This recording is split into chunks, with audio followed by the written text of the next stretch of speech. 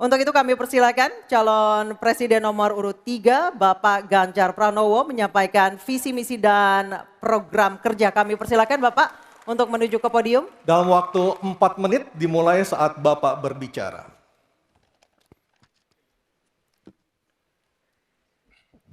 Terima kasih. Selamat malam Bapak Ibu sekalian yang hari ini hadir di studio dan tentu saja yang menyaksikan melalui tayangan televisi atau streaming.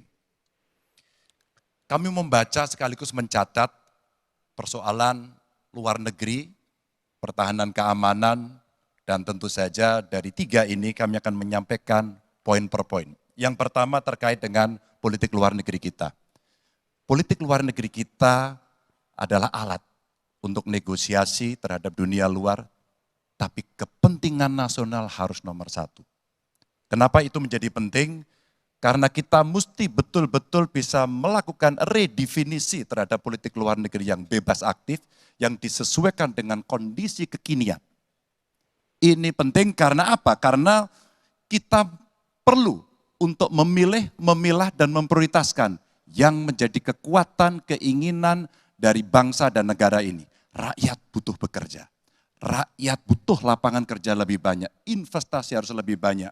Maka kita mesti memperkuat infrastruktur diplomasi kita, duta besar, para diplomat, dan tentu saja inilah yang mesti kita berikan penugasan-penugasan untuk membereskan persoalan-persoalan kepentingan ekonomi nasional dalam konteks kekinian. Dan tentu saja kita tidak pernah lupa, Indonesia selalu setia pada kesepakatan yang pernah diambil. Dekolonisasi yang dilakukan mendorong, meyakinkan kita semua untuk membebaskan seluruh bangsa tanpa boleh mengintervensi satu dengan yang lain. Dan inilah komitmen kita pada kemerdekaan Palestina yang kita dukung terus-menerus. Maka kalaulah kemudian itu kita kerjakan, beberapa problem krisis iklim barangkali akan kita selesaikan dengan membawa pola-pola diplomasi sesuai dengan kekinian yang diperlukan. Atau barangkali kepentingan UMKM yang mesti kita bawa ke dunia internasional seperti praktek yang pernah kami lakukan di Jawa Tengah. Dan itu membuat masyarakat akan merasakan politik luar negeri jauh lebih baik. Pertahanan, sistem pertahanan rakyat semesta mesti kita dorong, kita lapisi dengan pertahanan yang betul-betul berlapis dan kita jadikan benteng pertahanan Nusantara sebagai sebuah satu kesatuan. Dan kita perlu melakukan penataan gelar pasukan karena IKN menjadi pusat gravitasi baru. Dan ini bagian dari antisipasi terhadap tarung global antara Amerika Serikat dan Tiongkok. Untuk itulah pertahanan kita mesti masuk pada wilayah 5.0 dengan teknologi sakti, dengan rudal hipersonik, senjata cyber, sensor kuantum, dan sistem senjata otonom. Dan itu bisa dilakukan kalau anggaran dari Kemenhan itu 1-2% dari PDB. Sehingga MEF kita akan bisa tercapai. Karena ini yang mengerikan di 2024 saya khawatir ini tidak akan tercapai. Untuk keamanan, terorisme, narkoba, pinjaman online, judi online, kekerasan seksual, ini perlu mendapatkan perhatian termasuk TPPU. Maka reformasi kepolisian betul-betul harus mengantisipasi ini dengan penguatan cyber system kita, termasuk pengembangan SDM cyber yang kuat. Polisi yang menjadi pengabdi masyarakat betul-betul akan bisa mengayomi. Seperti kemudian pada saat saya bertemu dengan Ibu Mary Hugeng. Bagaimana Ibu Mary menceritakan bahwa polisi kita mengayomi dengan kesungguhan. Polisi kita hidup dengan sangat sederhana dan mereka punya integritas yang tinggi. Sebagai anak polisi, saya paham betul ini sesuatu yang sulit dan pasti akan bisa kita lakukan. Dan tentu saja inilah capaian-capaian yang akan kita lakukan oleh Ganjar Mahfud. Bismillah. Insya Allah kami siap. Baik, terima kasih Bapak Ganjar Pranowo. Kami persilakan kembali ke tempat Pak Ganjar. Kami persilakan kepada Bapak Anies Rashid Baswedan untuk menuju podium menyampaikan visi, misi, dan program kerja dengan waktu 4 menit.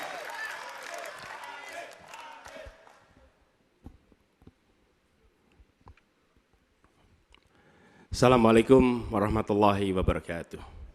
Selamat malam dan salam sejahtera untuk semuanya.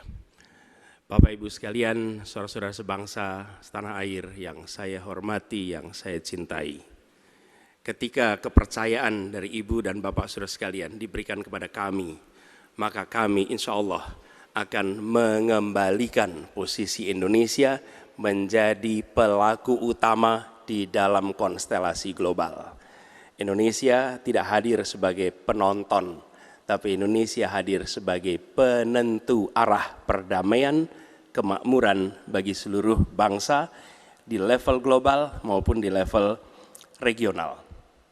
Kami merencanakan bagaimana kekuatan Indonesia, kekuatan kebudayaan, kekuatan kesenian, kekuatan ekonomi ikut mewarnai kancah dunia. Kita ingin film kita, seniman kita, kuliner kita, diplomati kita, para diaspora kita menjadi fenomena dunia, hadir mewarnai kancah internasional. Kita menginginkan dengan cara seperti itu, maka apa yang kita kerjakan di level dunia membuat Indonesia bisa menjadi tuan rumah di negeri sendiri, sekaligus tamu mempesona di negeri orang. Dan Presiden menjadi panglima diplomasi Indonesia. Bukan hanya hadir dalam forum-forum, tapi hadir mewarnai, hadir serius memperjuangkan amanat, termasuk amanat terpenting, menghapuskan penjajahan di muka bumi. Bukan sekedar statement dalam upacara, tapi Presiden dan seluruh jajaran diplomasi bekerja keras untuk itu, khususnya untuk Palestina. Tapi dalam kenyataannya, kita bicara tentang pertahanan di sisi lain. Kita menghadapi tantangan yang tidak kecil. Dalam beberapa tahun terakhir ini, lebih dari 160.000 orang meninggal, bukan karena serangan militer, tapi karena serangan virus. HP kita, komputer kita, diserang oleh cyber attack. Lebih dari 800 juta cyber attack. Perdagangan manusia, perdagangan anak. Bagaimana perempuan, anak-anak menjadi korban, lebih dari 3.000 orang. Dan narkoba menyerbu Indonesia. 4,8 juta orang terpapar narkoba. Keluarga-keluarga kita menderita karena narkoba ini. Dan itu pedih sekali. Itu tingkat keluarga. Pencurian ikan, pencurian pasir, itu menandakan bahwa kita kebobolan. Dan lebih jauh lagi, ironisnya, Kementerian Pertahanan menjadi kementerian yang dibobol oleh hacker di 2023. Sebuah ironi, karena itu kita ingin mengembalikan. Dan 700 triliun anggaran Kementerian Pertahanan tidak bisa mempertahankan itu, justru digunakan untuk membeli alat-alat alutsista yang bekas. Di saat tentara kita lebih dari separuh tidak memiliki rumah dinas. Sementara menterinya punya, menurut Pak Jokowi, punya lebih dari 340 hektar tanah di Republik ini. Ini harus diubah. Tambah lagi, food estate singkong yang menguntungkan kroni, merusak lingkungan, dan tidak menghasilkan. Ini harus diubah. Kami akan memulai dengan kepemimpinan yang menjunjung tinggi etika, kepemimpinan yang mengandalkan data, informasi, kapasitas yang serius. Kita ingin Republik ini berperan di level global, dijaga secara serius untuk rumah tangga, untuk nasional, sehingga kewibawaan kita adalah kewibawaan berdasarkan kekuatan. Untuk itu kita butuh perubahan. Terima kasih. Assalamualaikum warahmatullahi wabarakatuh.